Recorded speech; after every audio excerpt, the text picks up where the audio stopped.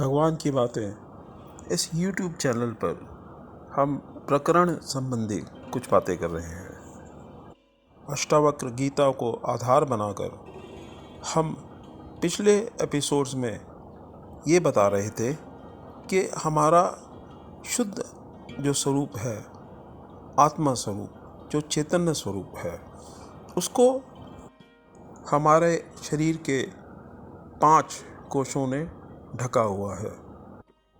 पिछले एपिसोड में अन्नमय कोश की बात हुई। अन्नमय कोश के बाद अंदर है प्राणमय कोश। हमने एक एपिसोड में बताया था कि ये मुख्य प्राण 5 प्राणों में विभक्त होकर शरीर का संचालन करता है। उन 5 प्राणों के नाम थे प्राण, अपान, व्यान, समान और उदान। ऐसे ही 5 उपप्राण भी हैं। उनके नाम हैं नाग, कृकल, कूर्म, देवदत्त और धनंजय। इन 10 प्राणों और उपप्राणों के संबंध में हम विशेष रूप से चर्चा किसी अगले एपिसोड में करेंगे। फिलहाल एक दिग्दर्शन दे देते हैं कि हम वायु अंदर लेते हैं और वायु को बाहर छोड़ते हैं। यह प्राण और अपान का मुख्य कार्य है। ये प्राण ही हमारे खाए और पिए अन्न, जल इत्यादि को शरीर में सारे अवयवों तक पहुंचाता है। यही हमारे शरीर को पुष्ट करता है और हमारे अंगों का हिलना डुलना आदि कार्य इन प्राणों करके ही होता है।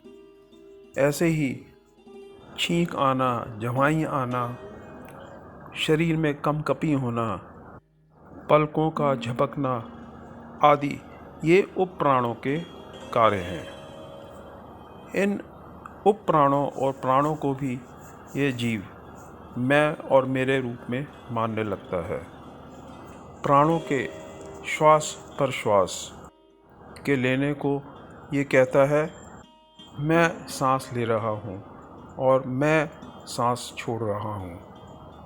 शरीर में कंपकपी होने पर बोलता है मैं काँप रहा हूँ और साथ में ये भी कहता है कि मेरा शरीर काँप रहा है। आँखें झपकाने पर बोलता है कि मेरी आँखें झपक रही हैं या मैं इन आँखों को झपका रहा हूँ। मृत्यु के समय ये बोलता है कि प्राण इस शरीर को छोड़ने वाले हैं या प्राण शरीर को छोड़ चुके हैं। प्राणों के इस शरीर में रहने से ये अपने आप को प्राणी बोलता है और प्राण पखेरु उड़ जाने पे अपने आप को मरा हुआ जानता है। यानी ये अपने अस्तित्व को प्राणों के अस्तित्व के साथ जोड़ देता है। प्राण हैं तो मैं हूँ और प्राण नहीं रहेंगे तो मैं भी नहीं रहूँगा। वैसे ये कहता यही है कि मेरे प्राण, मैं प्राण ये कभी नहीं कहता। यानी कि ये प्राणों के धर्मों को तो अपना धर्म मानता है, लेकिन जो प्राण धर्मी है उसको मैं रूप से नहीं मानता। शास्त्र ये कहता है धर्मी को मैं रूप करके नहीं जानता, वरन धर्मी के धर्मों को मैं रूप करके जानता है। फिर भी अंशतः कहीं ना कहीं ये धर्मी को मैं रूप करके जानता ही है, तभी उसके धर्मों को ये मैं रूप करके जानता है।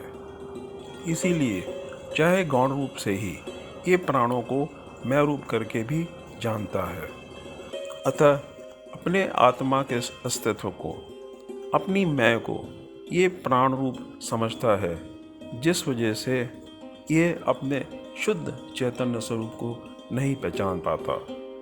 अपनी मैं में प्राणों को ये ओत-प्रोत कर लेता है। यह प्राणमय दूसरा कोश है। उसके बाद तीसरा कोश है मनोमय कोश।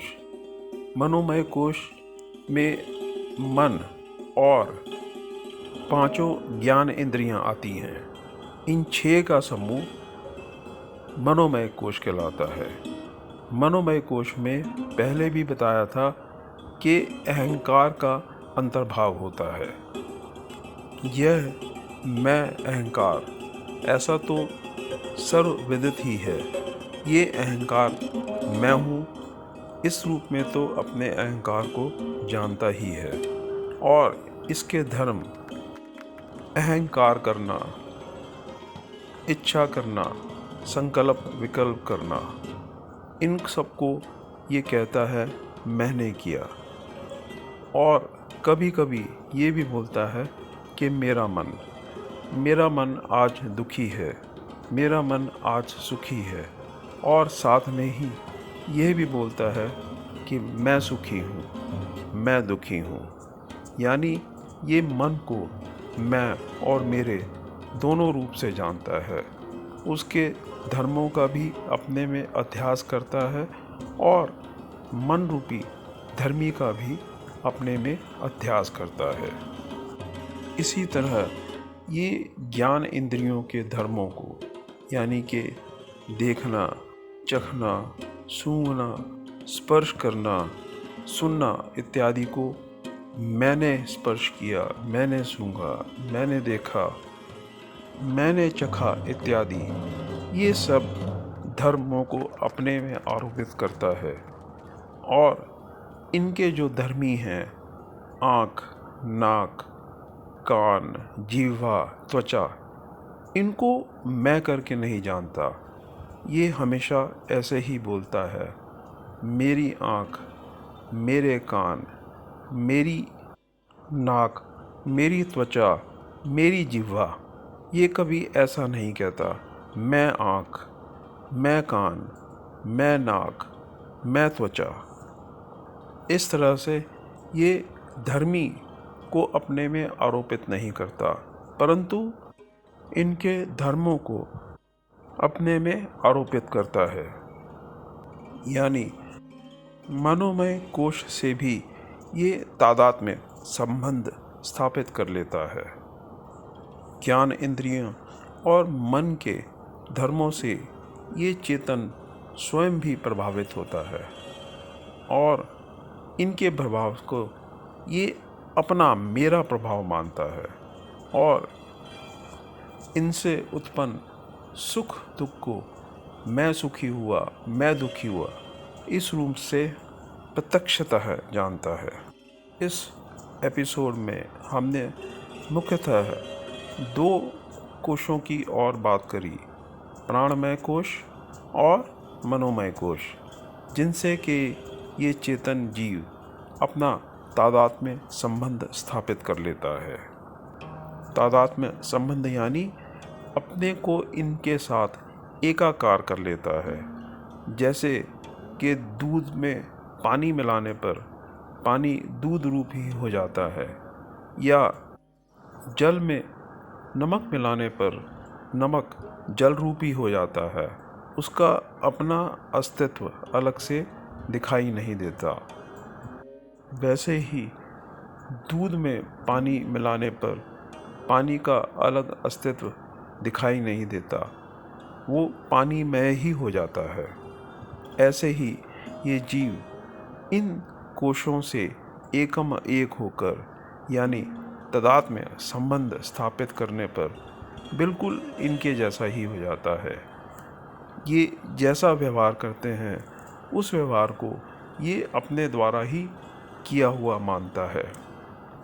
इसका मैं और मेरे का अहंकार इन कोशों में घूमता रहता है। कभी किसी कोश के अवयव में ये मैं का अहंकार कर लेता है, तो कभी किसी और कोश में, और कभी किसी कोश के धर्मों को ये मैं रूप में मानता है, और कभी कभी उनको मेरा रूप में मानता है।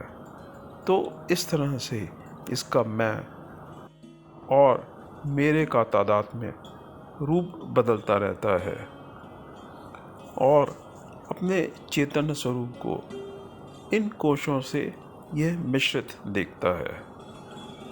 आज इस एपिसोड में हम इतनी ही बात करेंगे। अगले एपिसोड में हम अन्य 2 कोशों के संबंध में बात करेंगे, यानी कि विज्ञानमय कोश और आनंदमय कोश। अगले एपिसोड तक के लिए हम आपसे विदा लेते हैं। तब तक के लिए नमो नारायण।